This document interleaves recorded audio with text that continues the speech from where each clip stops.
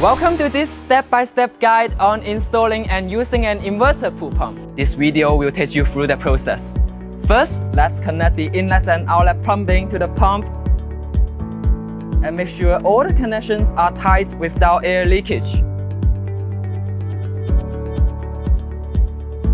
Before the initial startup, we should fill the pump with water first to prevent it from running dry. Now we can turn the power on. Each time the inverter pool pump is switched on, it will start self-priming and counting down from 1500 seconds. It will stop automatically and retract for 30 seconds when the pump detects the water is full. Then the pool pump will perform self-learning by detecting the pipeline pressure for 180 seconds. The flow range of the system will be redefined after that. Now let's talk about programming the pool pump. There are two operation modes for this inverter pool pump: manual inverter mode and auto inverter mode. First is the manual inverter mode, where you can manually adjust its running capacity from 30% to 100%. The other mode is the auto inverter mode.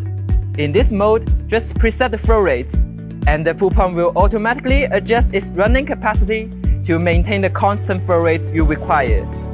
Most of the time, it's better to run at a low speed, as they minimize energy use while ensuring circulation efficiency.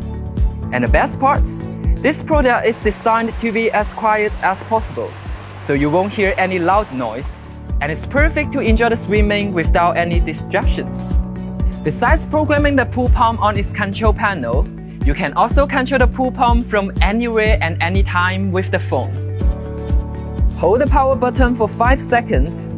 You will see the Wi-Fi icon start to flash on the control panel. Open the InverPro app, sign up, add the device, and connect the pool pump to the app.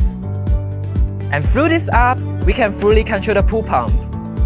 Here we can adjust the flow rates in auto inverter mode or the running capacity in manual inverter mode. The timer function is also available in this app.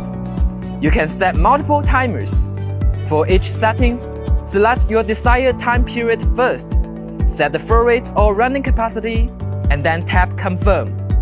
Make sure the different time period does not overlap each other. Thanks for watching. Remember to follow us for more tips and tricks. See ya!